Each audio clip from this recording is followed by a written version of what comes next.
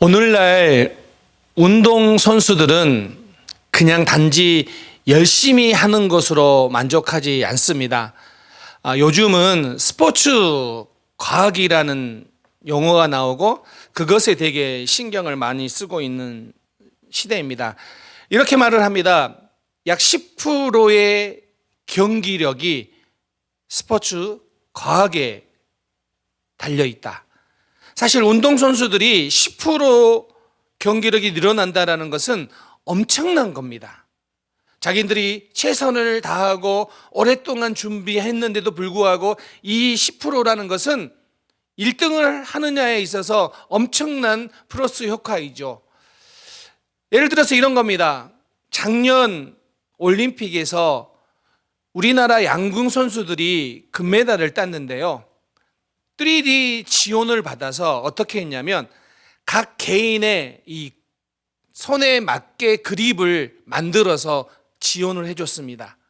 그러니까 이전과는 훨씬 다른 과학적 방법을 가지고 양궁에 나갔다라는 거죠. 또 모든 운동선수들이 가장 부상당하기 쉬운 게 어디냐면 햄스트링이라고 합니다. 그래서 많은 운동선수들이 이 햄스트링 때문에 실제로 은퇴하는 경우도 있고요.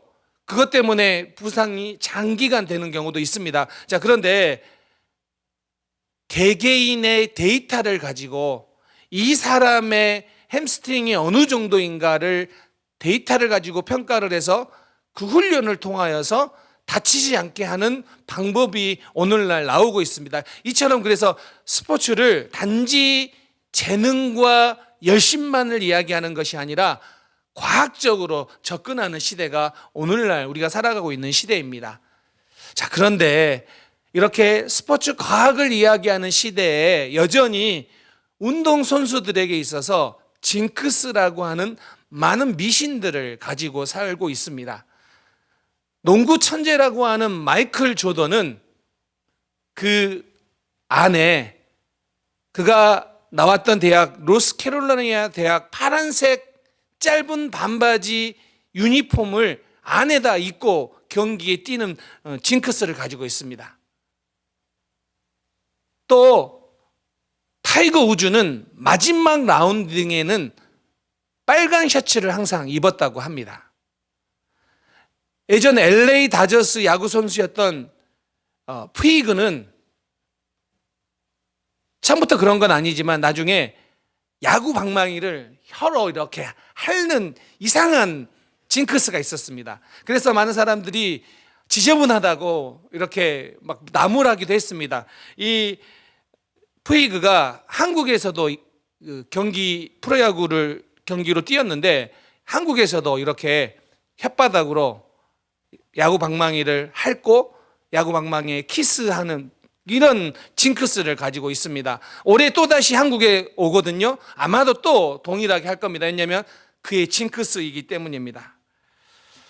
많은 운동선수 지도자들이나 선수들이 경기에서 이기면 네이나 양발을 빨지 않고 계속 입는 징크스를 가지고 있는 사람도 엄청 많습니다. 어떤 사람은 수염을 안 깎는다고 하죠. 최첨단 스포츠 과학을 이야기하는 시대에 여전히 미신은 곳곳에 넘치고도 넘칩니다. 예전부터 그랬고 지금도 그렇고 앞으로도 그런 사람들이 많이 나타날 것입니다. 오늘 본문을 보면 아덴이라는 곳이 나옵니다. 아덴이 어디냐면 여기 지금 지도에 보면은 저 밑에 지역이 보이죠? 오늘날로 이야기하면 그리스 아테네를 이야기합니다. 그런데 이 아덴은 당시에 정치, 예술, 문화, 철학, 종교의 발달이 있었던 도시입니다. 특별히 강조하자고 하면 지성이 발달된 도시입니다. 여러분, 우리가 잘 알고 있는 소크라테스, 플라톤, 아리스토텔레스, 그들이 헬라 철학의 중심으로 자리 잡았는데 그곳이 바로 저 아덴에서 활동했던 그런 곳입니다. 그러니 당대의 지성이라고 할 만한 도시가 이 도시입니다. 자, 그런데 이 아덴에 바울이 처음 가서 무엇을 느꼈는지, 무엇을 보았는지를 오늘 본문이 기록하고 있습니다. 오늘 본문을 보면 함께 읽겠습니다. 시작. 바울이 아덴에서 그들을 기다리다가 그 성에 우상이 가득한 것을 보고 마음에 격분하여. 자, 지금 뭐라고 이야기하고 있습니까? 아덴에 바울이 본 게 있어요. 그런데 사실 실제로 아덴은요, 화려한 곳이에요. 세련된 곳이에요. 왜냐하면 신전과 제단이 엄청나게 많은 곳이고, 그 건축물들을 보면서 사람들이 경이롭다 이야기할 만한 그런 도시가 바로 이 아덴이었다라는 것입니다. 그런데 바울이 본 게 무엇입니까? 바울은 그 안에 들어있는 실체를 본 겁니다. 그게 뭐예요? 우상이 가득했다라는 거예요. 여기서 우상이 가득하다라는 이 말이 어떤 말이냐면, 헬라어 개념으로 보면 그 도시가 우상들 밑에 있었다라는 거예요. 그러니까 우상들로 꽉 차 있는데 그 밑에 도시가 있다라고 말할 때 이 가득하다라고 말하는 표현이에요. 그러니까 온통 우상으로 둘러싸인 도시가 아덴이라고 말하는 것입니다. 근데 여러분 생각해 보세요. 건축물들은 너무 화려해요. 너무 경이롭다고 말을 해요. 그런데 그 문화 안에 하나님을 대적하는 문화가 곳곳에 있었다는 거예요. 그래서 사람들이 보기에는 이건 너무 화려한 거예요. 너무 세련된 거예요. 그런데 바울의 눈에는 세련된 것이 아니라, 화려한 것이 아니라 하나님을 대적하고 있는 것을 봤다라는 거예요. 그래서 우상이 가득한 것을 봤다라고 기록하고 있습니다. 왜 그러냐면 하나님의 자리에 다른 것을 갖다 놓는 많은 문화들, 많은 조각품들, 많은 예술품들을 바로 바울이 보았기 때문입니다. 여러분, 그런데 우리가 알아야 되는 게, 제가 계속 이야기하고 있지만 이 아덴이란 도시는 지식이 없는 도시가 아니라고요. 지성이 없는 도시가 아니라고요. 오늘 본문에도 나오지만 지금 이 아덴은 지성의 전당이라고 불릴만 해요. 왜냐하면 당대에 두 개의 학파가 있는데, 에피쿠로스 학파와 그 다음에 스토아 학파, 이 두 학파가 그곳에 있었다는 거예요. 그 도시에. 그런데 이 에피쿠로스 학파는 쾌락과 행복을 최고의 선으로 여겨요. 그리고 그들은 무신론이에요. 그 철학을 설파하고 있는 그 도시예요. 또 한쪽에서는 뭘 이야기하고 있냐면, 이 한쪽에서는 육체와 물질은 경시하는 풍조, 그리고 어디 곳에나 어느 곳에나 다 신은 있다라고 하는 범신론의 이 스토아 철학이, 이 양대 산맥이 있는 도시가 이곳이에요. 그러니까 사람들이 무식해서, 사람들이 몰라서가 아니라 당대의 최고의 지식을 가지고 있다고 하는 사람들이 많은 곳이 그 도시입니다. 게다가 이 아덴을 뭐라고 또 표현을 할 수 있냐면, 이곳은 종교성이 강한 곳이라고 이야기합니다. 자, 22절에 보면 이렇게 나와 있습니다. 자, 함께 읽겠습니다. 시작. 바울이 아레오바고 가운데 서서 말하되, 아덴 사람들아, 너희를 보니 범사에 종교심이 많도다. 자, 유명한 철학자 크세노포는 이렇게 말했습니다. 아덴을 하나의 거대한 재단, 하나의 거대한 재물, 그 도시를 보고 그냥 그 도시 자체는 재단이고 재물이라고 이야기했습니다. 그래서 이렇게 말을 해요. 아덴과 그 나머지 도시의 우상들을 비교해 보면 아덴이 더 많다는 거예요. 이렇게 표현도 해요. 이 아덴에서는 사람보다 우상이 더 많다. 얼마나 우상이 가득했느냐, 그걸 할 수 있는 도시가 바로 이 아덴이라는 거예요. 어디에 가도 수많은 제단과 신상들이 많은 곳, 그게 아덴이에요. 그런데 저는 이런 생각을 해봅니다. 당시에 가장 지적인 도시, 그런데 동시에 우상과 미신들이 여기저기에 넘쳐나는 도시, 그게 아덴이라는 거예요. 이게 너무 역설적이지 않습니까? 최첨단의 스포츠 과학을 이야기하는 곳에 수많은 징크스 때문에 옷을 빨지 않고 면도를 하지 않는 그런 시대. 사실은 오늘 우리가 살아가는 시대가 아덴과 비슷해요. 자, 여러분, 우리는 최첨단 기술이라고 하는 우주선을 지금 보내는 시대를 살고 있어요. 근데 여러분, 한국 사람들이 우주선을 발사하기 전에 뭐 하는지 아십니까? 돼지 머리 넣고 고사를 지내요. 최첨단의 우주선을 발사하면서 미신을 버리지 못하는 게 이게 한국 사람들의 모습이에요. 2025년이에요. 신년이 되면 한국 사람들 중에 많은 사람들이 뭐 합니까? 여전히 운세를 봐요. 2025년에도. 요즘은요, 운세를 AI로 본다고 합니다. AI에게 운세를 물어보면 AI가 대답을 해준다고 합니다. 그래서 어떤 기자가 실제로 실험을 해봤습니다. AI에게 이렇게 말했습니다. 기자가 AI에게 이렇게 물었습니다. 열심히 운동하고 잘 먹었더니 건강한 돼지가 됐어. 이렇게 물었어요. 그랬더니 AI가 이렇게 대답을 해줬습니다. 건강한 돼지가 되었다는 소식을 들으니 기쁘네요. 꾸준한 운동과 건강한 식습관을 유지한 덕분이죠.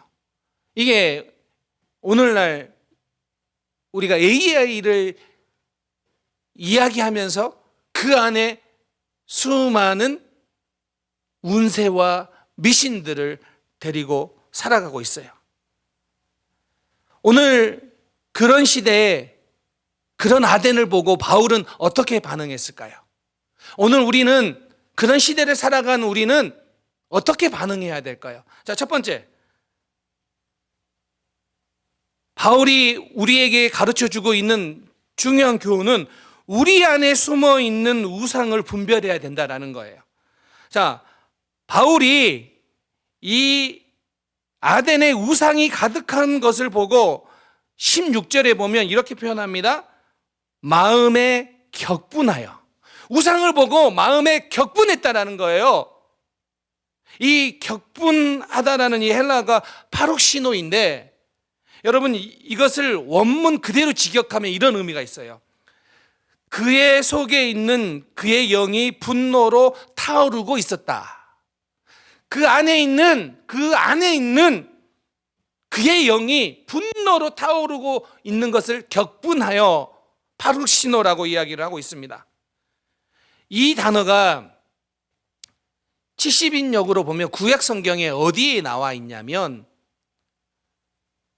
사람들이 하나님을 버리고 우상 숭배에 빠져 있는 그 모습을 보고 하나님이 노하셨다라고 표현할 때 이 단어가 나와요. 시편 106편 29절이에요. 한번 읽어볼까요? 시작. 그 행위로 주를 경노하게 함으로써 재앙이 그들 중에 크게 유행하였더라. 경노. 하나님이 경노한다라고 할 때 뭐라는 단어를 써요? 파루시노.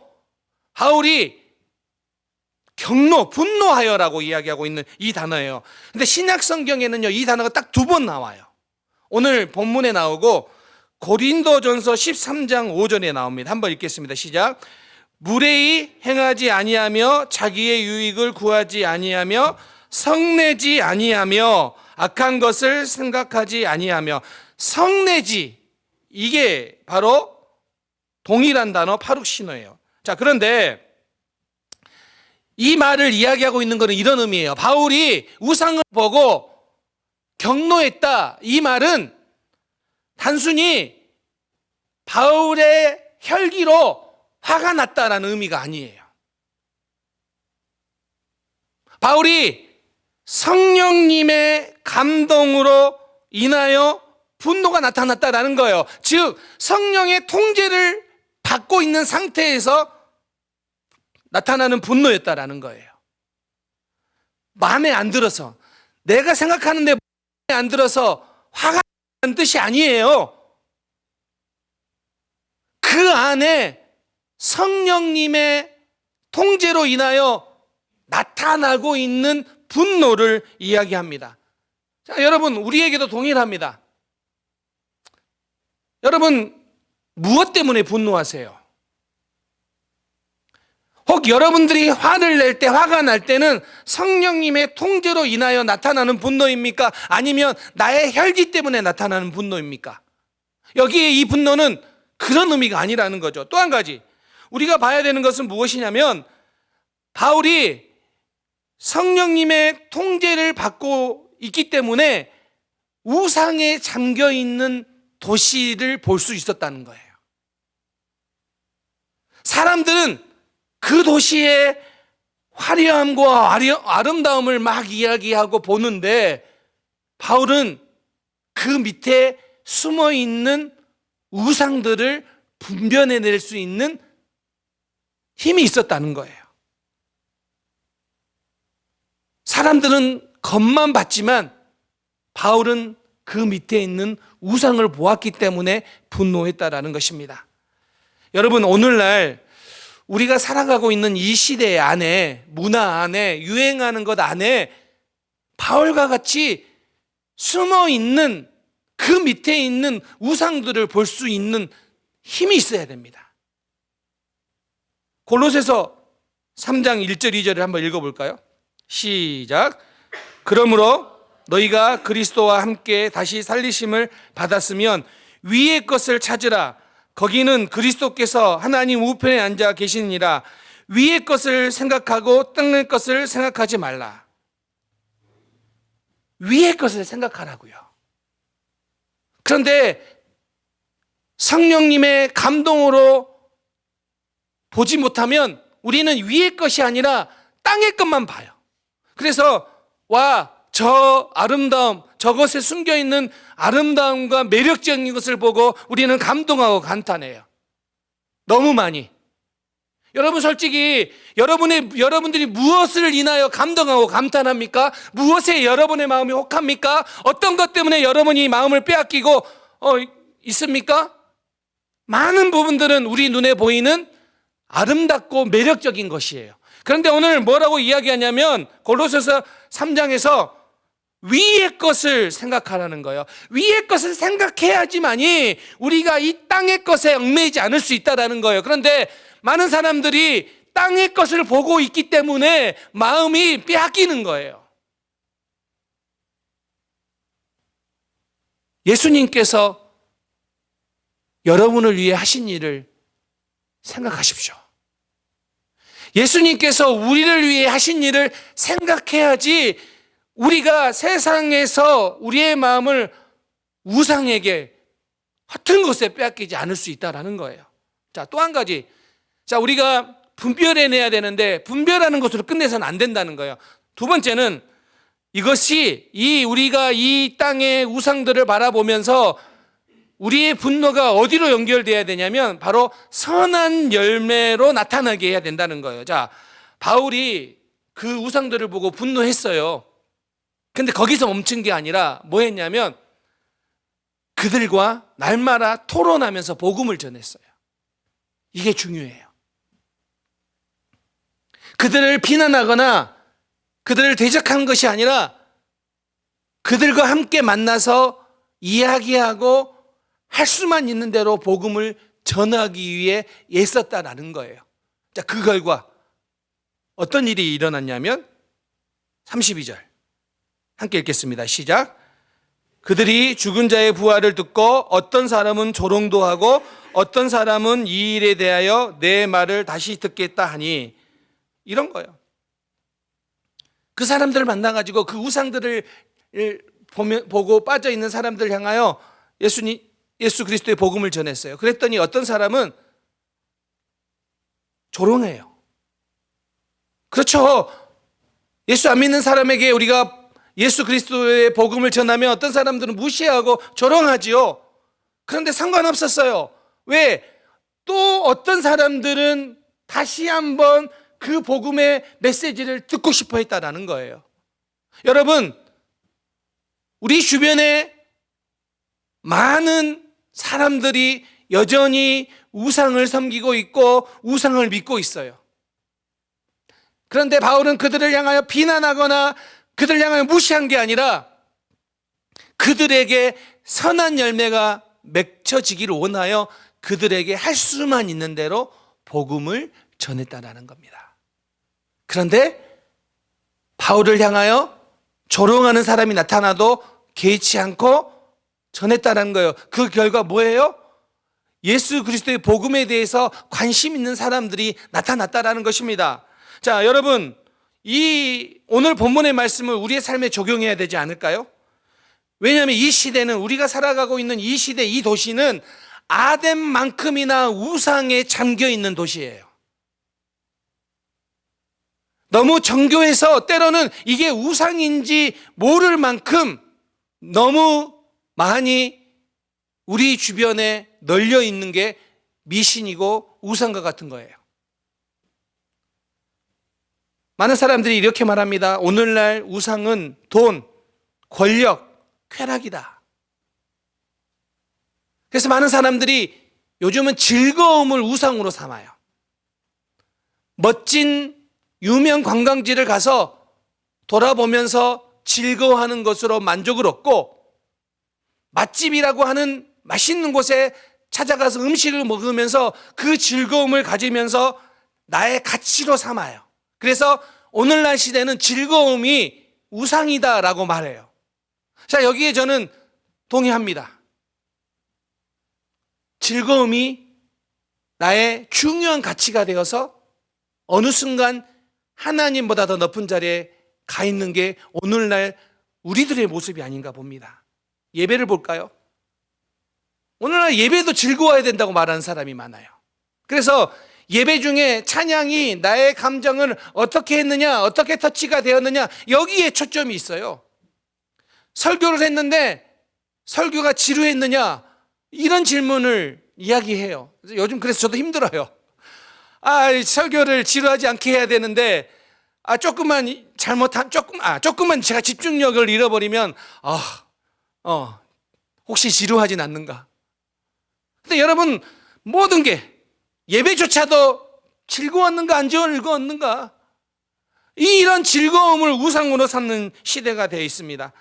거짓 신들의 전쟁이라는 책을 보면 이렇게 나옵니다. 음식, 사랑, 오락, 게임 등 우리의 삶에서 누구나 접하는 그것이 섬김의 대상이 되어버렸다. 여러분, 어떻게 생각하십니까? 꼭 이것들만입니까? 자녀, 손주, 배우자, 친구, 일, 취미, 정치적 진영, 이데올로기, 너무나 많은 우상들이 하나님 자리에 앉아있는 시대가 오늘 우리가 살아가는 시대입니다. 자, 그렇다면 여러분, 우상에 잠긴 도시를 보고 우리는 어떻게 해야 될까요? 우상에 잠겨버린 이 사람들을 보고 우리는 어떻게 해야 될까요? 여러분은 어떤 마음을 가지고 있습니까? 존 스토트가 이렇게 말했습니다. 우리가 우상에 잠긴 도시에서 바울처럼 반응하지 못하는 이유를 이렇게 말합니다. 만일 우리가 바울처럼 느끼지 못하는 이유는, 도시를 보고 바울처럼 우리가 느끼지 못한다는 것은, 바울처럼 그리고 말하지 않는다는 것은 우리가 바울처럼 보지 않고 있기 때문이다. 바울처럼 보지 않기 때문에 바울처럼 느끼지 못하고 바울처럼 말하지 않는다는 거예요. 자, 그러면 여러분, 어떻게 보는가가 너무 중요한 거예요. 무엇을 보는가가 너무 중요한 거예요. 자, 보세요. 바울이 보았습니다. 보았어요.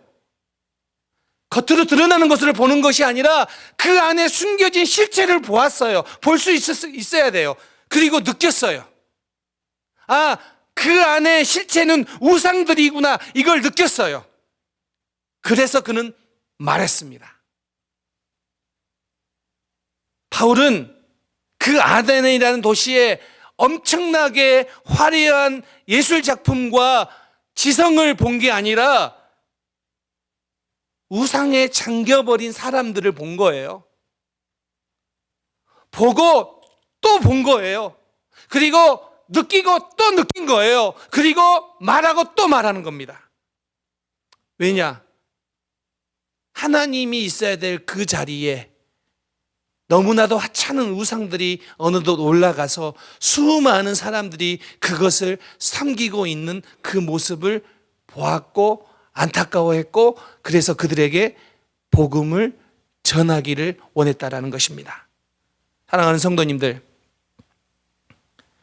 성도들은 세상의 문화에 물들지 말아야 되는데 오늘날 세상과 동화되는 경우가 너무 많음을 보며 안타까워합니다. 우리가 세상 사람들과 어울려 살지 말라는 것이 아니라 그들과 함께 살아가지만 바울처럼 그들에게 선한 영향력을 끼쳐야 되는데, 이것이 성도가 세상을 섬기는 방법인데 선한 영향력이 아니라 그들과 동화되는 모습이 너무 많지 않는가? 그래서 보아야 됩니다. 그래서 볼 수 있어야 됩니다. 이 땅에 우상에 잠긴 사람들과 도시를 볼 수 있어야 됩니다. 그래야 분별할 수 있고, 그래야 그들에게 선한 영향력을 미칠 수 있습니다. 야고보서 1장 27절 말씀을 한번 읽어볼까요? 시작. 하나님 아버지 앞에서 정결하고 더러움이 없는 경건은 곧 고아와 과부를 그 환난 중에 돌보고 또 자기를 지켜 세속에 물들지 아니하는 그것이니라. 경건이 뭐라고요? 세속에 물들지 아니하는 그것이니라. 이제 말씀을 마무리하려고 합니다. 십계명 보면 출애굽기 20장 3절에서 이렇게 말합니다. 첫 계명이죠. 너는 나 외에 다른 신을 내게 두지 말라. 자, 이 첫 계명을 들으면 우리는 질문이 생깁니다. 다른 신을 두지 말라. 다른 신이 뭔가? 하나님 말고 또 신이 있는가? 근데 바로 답을 이야기하죠. 출애굽기 20장 4절 말씀 함께 읽겠습니다. 시작. 너를 위하여 새긴 우상을 만들지 말고 또 위로 하늘에 있는 것이나 아래로 땅에 있는 것이나 땅 아래 물속에 있는 것에 어떤 형상도 만들지 말며. 다른 하나님 말고 다른 신들을 말하는 게 아니라 뭐라고요? 너를 위하여 새긴 우상을 만들지 말고. 자, 이 말은 무슨 이야기냐면 우리는 나를 위하여 모든 것들을 우상으로 만들 수 있는 존재라는 거예요. 나를 위하여, 나 때문에 내가 혹시 만족을 누리거나 안정을 누리거나 나를 위한 모든 것들을 위해서 우리는 우상을 만들 수 있는 존재라는 거예요. 그런데 분명합니다. 그 어떤 것이든 하나님보다 더 크게 내 마음과 생각을 지배하고 있는 것이 있다면 그것은 우상입니다. 하나님만이 주실 수 있는데 세상에 다른 것이 나에게 안정감을 줄 수 있다, 평안을 줄 수 있다라고 생각하는 것이 있다면 그것은 반드시 우상입니다. 내 마음속 깊은 곳에 이렇게 말하는 것이 있다면 그것은 우상입니다. 저것만 있으면 내 삶이 의미 있을 텐데, 저것만 있으면 나는 중요해지고 안정감이 들 텐데, 그렇게 생각하는 것이 있다면 그것은 반드시 우리의 우상입니다. 사랑하는 성도님들, 가짜 신에서 해방돼야 됩니다. 그럴 수 있는 유일한 길은 하나님께만 돌아오는 것입니다. 하나님만 섬기는 것입니다. 그것이 우리가 가짜 신들, 우상에서 해방되는 길입니다. 십자가의 사랑, 우리를 사랑하사 예수 그리스도가 십자가에 달리셔서 우리를 용서해 주고 우리를 구원해 주신 그 사랑만이 온전한 하나님의 사랑이고 우리를 구원하고 우리를 만족시키며 우리를 안정시킬 수 있는 것이지, 그 외에 그 어떤 것, 그 외에 우리의 마음속에 들은 그 어떤 것도 결단코 우리를 만족하거나 안정시킬 수 없는 겁니다. 우리가 만든 우상이 될 뿐입니다. 사랑하는 성도님들, 여러분들 이곳에서 꼭 승리할 수 있는 우리 모든 성도님들 되시기를 주님의 이름으로 축원합니다. 아멘. 기도하겠습니다.